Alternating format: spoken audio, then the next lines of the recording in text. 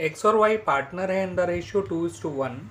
उनकी balance sheet 31 मार्च 2023 को इस तरह से है। उनकी लायबिलिटी साइड में क्रेडिटर्स हैं 25,000, जनरल रिजर्व है 18,000 और कैपिटल्स हैं एक्स और वाई की 75,000 और 62,000। एसेट साइड में कैश या बैंक बैलेंस जो है इनका वो 5,000 है। डेटर्स है 15,000, स्टॉक है 10,000, इन्वेस्टमेंट है 8,000, प्रिंटर है 5,000 और फिक्स एसेट है 1,37,000। 1 अप्रैल 2013 को उन्होंने जेड को नया पार्टनर बनाया 1/4 शेयर के लिए। जेड कैपिटल लेकर आया 40,000 और प्रीमियम फॉर गुडविल लेकर आया 15,000, जिसका आधा पैसा जो है विड्रॉ कर लिया गया by the sacrificing partners. Investment की वैल्यू जो है वो 10,000 है और एक्स ने उसको इसी प्राइस पे टेक ओवर भी कर लिया। प्रिंटर को 20% रिड्यूस करना है, फिक्स एसेट को 10% रिड्यूस करना है। आपको अनरिकॉर्डेड स्टॉक के बारे में पता चला 1,000। एंड लास्टली हमें कैपिटल एडजस्टमेंट के बारे में कहा गया है कि एक्स और वाई अपनी कैपिटल को रीएडजस्ट करेंगे जेड की कैपिटल के बेसिस मानते हुए, और जो भी एडजस्टमेंट है वो कैश के थ्रू किया जाएगा। आपसे जर्नल एंट्रीज मांगी है, रिवोल्यूशन अकाउंट मांगा है and partners capital account and the revise balance sheet of the new firm मांगी गई है बच्चों। तो क्वेश्चन में देखिए बच्चों एंट्रीज क्या क्या बनेंगी मैं आपको बताते चलाता हूँ। सबसे पहले जो जनरल रिजर्व अंदर दे रखा है उसको बांट दीजिएगा in the old ratio of X and Y. फिर नया पार्टनर जो कैपिटल प्रीमियम लाया उसकी एंट्री बनाइएगा, प्रीमियम डिस्ट्रीब्यूट करने की एंट्री बनाइएगा एंड देन प्रीमियम को विड्रॉ करने की एंट्री बनाइएगा जो आधा प्रीमियम विड्रॉ कर रहा है। ठीक है बच्चों, एक एंट्री रिजर्व से जुड़ी हुई, 3 एंट्रीज जो हैं प्रीमियम फॉर गुडविल से जुड़ी हुई हो जाएंगी। उसके बाद जो इन्वेस्टमेंट आपने रिवैल्यू करी है 10,000, तो उसमें फ़ायदा हो रहा है 2,000 का, तो इन्वेस्टमेंट टू रिवोल्यूशन 2,000 और एक्स टू इन्वेस्टमेंट 10,000, क्योंकि इन्वेस्टमेंट को एक्स ने टेक ओवर भी किया है। तो इन्वेस्टमेंट से जुड़ी हुई 2 एंट्रीज बन जाएंगी। अगली एंट्री प्रिंटर और फिक्स एसेट दोनों को रिड्यूस करने की बनाइएगा। एंट्री बन जाएगी revaluation account debit to printer account to fix asset account, जो भी इनके अमाउंट होंगे। और स्टॉक का जो अनरिकॉर्डेड है उसकी एंट्री बनाएंगे तो स्टॉक टू रिवोल्यूशन हो जाएगा, बिकॉज ये फ़ायदे की और फ़ायदे से रिवोल्यूशन क्रेडिट होता है। फिर एक एंट्री बनाइएगा जो भी रिवोल्यूशन गेन या लॉस है उसको बांटने की among the partners in the old ratio. ठीक है बच्चों, उसके बाद जो है 2 एंट्रीज़ के लिए जगह छोड़ दीजिएगा, क्योंकि बाद में एडजस्टमेंट जो एक्स और वाई को करना है वो अपना कैश के थ्रू करना है। दैट्स वाई उनके लिए 2 एंट्रीज़ के लिए स्पेस छोड़ दीजिएगा। पहले रिवोल्यूशन अकाउंट और पार्टनर्स कैपिटल अकाउंट बना लीजिएगा। कैपिटल अकाउंट बना के जो एडजस्टमेंट्स करनी है वो एडजस्टमेंट्स कर लीजिएगा कैपिटल की, और उस एडजस्टमेंट से पता करेगा किसको कैश कितना लाना है ले जाना है, उनकी एंट्रीज़ बना लीजिएगा and then finally balance sheet बना लीजिएगा ऑफ द न्यू फॉर्म। ठीक है बच्चों, तो बच्चों सबसे पहले जनरल एंट्री बनाइए जनरल रिजर्व बांटने को। तो general reserve account debit to X capital to Y's capital.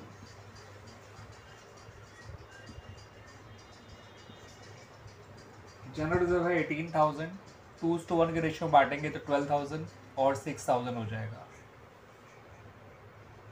फिर नया पार्टनर जो प्रीमियम लेकर आया उसकी और कैपिटल लेकर आया उसकी एंट्री बना लीजिए। बैंक अकाउंट डेबिट टू जेड्स capital account to premium for goodwill account. Capital वो लाया था 40, प्रीमियम लाया था 15, बैंक में आ जाएगा 55। फिर प्रीमियम डिस्ट्रीब्यूट कर दीजिएगा एक्स और वाई में, ओल्ड रेशियो को ही सेक्रीफाइसिंग रेशियो मानते हुए। तो premium for goodwill account debit to X capital to Y's capital. 15,000 को जब बांटेंगे 2:1 में तो 10,000 एक्स का आ जाएगा, 5,000 वाई का आ जाएगा।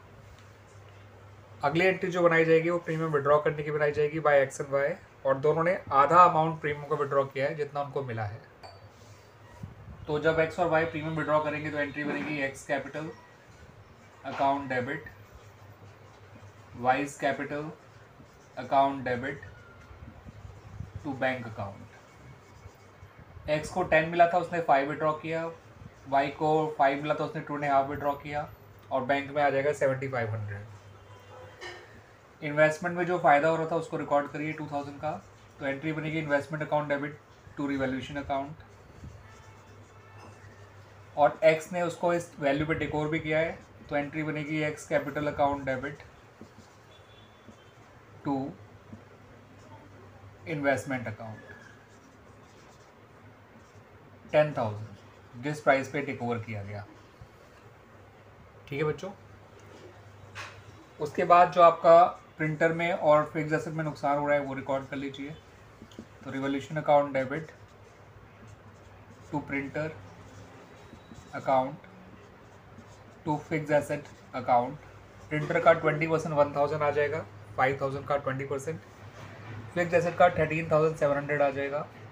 तो ये हो जाएगा टोटल 14,700। प्रिंटर को 10% कम करना था, उसकी वैल्यू दे रखी थी 1,37,000, तो उसका 10% हो गया बच्चों 13,700। ठीक है बच्चों। अब जो अनरिकॉर्डेड स्टॉक है उसको भी रिकॉर्ड कर लेते हैं। अनरिकॉर्डेड स्टॉक को जब रिकॉर्ड करोगे तो एंट्री बनेगी stock account debit to revaluation account 1,000। ठीक है बच्चों। तो अब रिवोल्यूशन की एंट्रीज कंप्लीट हो गई तो उसका फ़ायदा नुकसान निकाल लेते हैं। रिवोल्यूशन 2,000 और 1,000 3,000 से क्रेडिट हुआ एंड 14,700 से वो डेबिट हो रहा है। तो रिवोल्यूशन में लॉस है आपका 14,700 माइनस 3,000 दैट इज़ 11,700, जिसको एक्स और वाई के ओल्ड रेशियो में बांट दीजिए। तो एंट्री हो जाएगी axis capital account debit, Y's capital account debit. यहाँ आ जाएगा बच्चों 7,800, यहाँ आ जाएगा 3,900 टू रिवोल्यूशन अकाउंट। ठीक है बच्चों। तो आपको भी दो एंट्री के लिए ध्यान रखना है, दो एंट्री भी और करनी बाकी हैं। वन इज़ फॉर मतलब both are for adjustment of capital, उसकी वजह से जो उनको कैश लाना या ले जाना पड़ सकता है एक्स और वाई को। ठीक है, तो उनके लिए आप स्पेस रखिएगा। Now come to the revaluation account. जब रिवोल्यूशन अकाउंट बनाएंगे बच्चों तो आपने बस रिवोल्यूशन की जितनी जनरल एंट्रीज बनाई हैं उनको इसमें पोस्ट करना है। फ़ायदे वाली बातें क्रेडिट साइड में, नुकसान वाली बातें डेबिट साइड में डालनी है। फ़ायदा हुआ था आपको इन्वेस्टमेंट की वजह से 2,000 का। फ़ायदा हुआ था स्टॉक की वजह से 1,000 का। नुकसान हुआ था प्रिंटर की वजह से 1,000 का। नुकसान हुआ था फिक्स एसेट की वजह से 13,700 का। और लॉस जो आपने फाइनली बांटा था एक्स और वाई में वो था 11,700, जिसमें एक्स का आया था 7,800, वाई का आया था 10,900। ठीक है बच्चों, टोटल था 14,700। तो इस तरह से हमारा रिवोल्यूशन अकाउंट कंप्लीट हो गया बच्चों। Now come to the capital account. Capital account की शुरुआत बच्चों करिएगा ओपनिंग बैलेंस ऑफ कैपिटल से,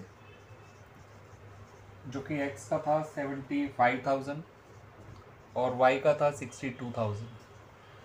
उसके बाद जो बैलेंस शीट में आपने चीज़ें दे रखी हैं बांटने वाली उनको बांट दीजिए। केवल एक ही चीज़ है जनरल रिजर्व, बांट दीजिए। वो तो 12,000 और 6,000 बटा था इन लोगों में। उसके बाद रेवोल्यूशन का लॉस आया था तो यहाँ लिख दीजिए उसको 7,800 एंड 3,900। उसके बाद जो जेड कैपिटल लेकर आया था वो लिख दीजिए, वो जेड के अकाउंट में लिखेगा। उसके बाद जो प्रीमियम लेकर आया था वो केवल एक्स और वाई में लिखेगा। प्रीमियम वो एक्स और वाई के लिए लाया था, और जो उन्होंने प्रीमियम विड्रॉ किया है उसको यहाँ लिख दीजिए। एक्स ने निकाला था 5,000, वाई ने निकाला था 2,500। उसके बाद एक चीज़ का ध्यान बहुत रखना है बच्चों, जो इन्वेस्टमेंट टेक ओवर की है एक्स ने वो लिखना मत भूलिएगा, क्योंकि बाकी सब चीज़ें तो रूटीन वाली होती हैं। अगर कोई पार्टनर ऐसे टेक ओवर कर रहा है तो वो आपको ज़रूर लिखना होता है, तो इसलिए उसको भूल मत जाइएगा। अब आपको लिखना है यहाँ पे पार्टनर का क्लोजिंग बैलेंस, लेकिन क्लोजिंग बैलेंस वैसा वाला नहीं लिखना जो नॉर्मली आया करता है, इनको प्लस करके माइनस करके जो आता है वो नहीं लिखना। आपको सबकी नई कैपिटल निकालनी है और जो नई कैपिटल आएगी वो लिखना है। एंड नई कैपिटल निकालने से पहले हमें नया रेशियो निकालना पड़ेगा एक्स वाई जेड का। तो आइए वो निकाल लेते हैं। टोटल शेयर को 1 मान लीजिएगा। 1 में से जेड का शेयर हटा के रिमेनिंग शेयर निकाल लीजिएगा। रिमेनिंग शेयर को एक्स और वाई में बांट दीजिएगा। एक्स का नया शेयर आ जाएगा 3/4 इंटू 2/3, ये 2/4 आ जाएगा। वाई का नया शेयर आएगा बच्चों 3/4 इंटू 1/3, ये 1/4 आ जाएगा। और जेड का नया शेयर तो था ही 1/4, ठीक है बच्चों, तो इस तरह से इन लोगों का नया रेशियो आ जाएगा बच्चों 2:1:1। नया रेशियो निकालने की ये सबसे कॉमन टाइप होती है जहाँ कुछ नहीं बता रखा होता कि कौन कैसे सेक्रीफाइस कर रहा है in the favour of new partner. तो ऐसे में टोटल शेयर 1 माना जाता है और रिमेनिंग शेयर निकाल के उसको पुराने पार्टनर्स के रेशियो में बांट देते हैं, उससे उनका नया शेयर आ जाता है और सबके नए शेयर कंपेयर करके नया रेशियो आ जाता है। उसके बाद बच्चों आपको total capital of new firm निकालनी है। जेड की कैपिटल को बेस मानते हुए इनटू उसके शेयर का रेसिप्रोकल कर दीजिएगा। Total capital of new firm आ जाएगी 1,60,000। अब एक्स और वाई की नई कैपिटल निकाल लीजिए। एक्स की नई कैपिटल आ जाएगी 1,60,000 इंटू 2/4, उसका नया शेयर 2/4 है, तो एक्स की नई कैपिटल आ जाएगी 80। वाई की नई कैपिटल निकालेंगे तो 1,60,000 इंटू उसका नया शेयर जो कि 1/4 है, तो ये आ जाएगी 40,000। जेड की तो नई कैपिटल उतनी ही रहेगी बच्चों 40,000। ठीक है बच्चों, तो इस तरह से टोटल कैपिटल निकाल ली हमने जेड की को यूज़ करके। एक्स और वाई की नई कैपिटल निकाल ली on the basis of new capital and their new share. अब क्या करना है बच्चों में, जो नई कैपिटल आई हैं पार्टनर्स की, उनसे इनके कैपिटल अकाउंट को क्लोज करना है। तो जो नई कैपिटल आई हैं उनसे इनके कैपिटल अकाउंट को क्लोज कर लेते हैं। To balance carried down, X में 80,000 लिखिए, वाई में 40 लिखिए, जेड में भी 40 लिखिए। अब इनके अकाउंट को बैलेंस करना है, कैश लाके या कैश निकाल के। एक्स की क्रेडिट साइड है 87,97,000 और ये है 1,02,800, तो इसका डेबिट साइड का टोटल ज़्यादा है। इट मीन्स इसे कैश लाना पड़ेगा। कितना लाना पड़ेगा, 1,02,800 में से 97 माइनस कर दीजिए तो 5,800 आ जाएगा, जो कैश इसे लेकर आना है।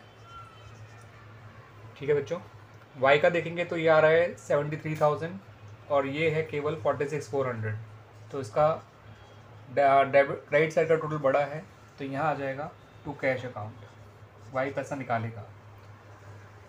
ये था 46,400 और 73, इसे माइनस करेंगे तो 26,600 आ जाएगा बच्चों वाई का, जो पैसा निकालेगा। और जेड का तो दोनों साइड बराबर ही आएगी 40,000। ठीक है बच्चों, तो इस तरह से हमारा पार्टनर्स कैपिटल अकाउंट भी बन गया। Now come to the balance sheet. Balance sheet से पहले बच्चों 2 एंट्रीज का ध्यान रखिएगा। मैंने बताया था आपको कि कैपिटल एडजस्टमेंट की वजह से एक्स और वाई को अपनी कैपिटल में जो कैश लाना और ले जाना पड़ सकता है उसकी एंट्री बनानी पड़ेगी। तो एक्स कैश लेकर आया है तो उसकी एंट्री बनेगी कैश या बैंक अकाउंट डेबिट। अब बैंक अकाउंट ये डेबिट करेगा तो एक्सेस कैपिटल अकाउंट 5,800, तो जहाँ आपका जनरल था वहीं पे ये 2 एंट्रीज बनाइएगा। और दूसरी एंट्री जो वाई कैश लेके जाएगा, बिकॉज ऑफ एडजस्टमेंट वाई को कैश लेके जाना है, तो एंट्री हो जाएगी Y's capital account debit to cash account 5,800। ठीक है बच्चों, अब आ जाइए बैलेंस शीट पे। तो बैलेंस शीट में जो बच्चों हमारी जो लायबिलिटी साइड है वहाँ पे हम अपना क्रेडिटर्स में एज इट इज़ लिखेंगे, उसमें कोई चेंज नहीं हुआ था।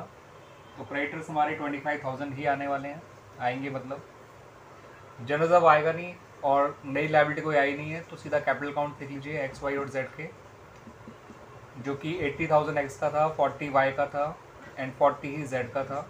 तो ये 1,60,000 आ गई इनकी कैपिटल।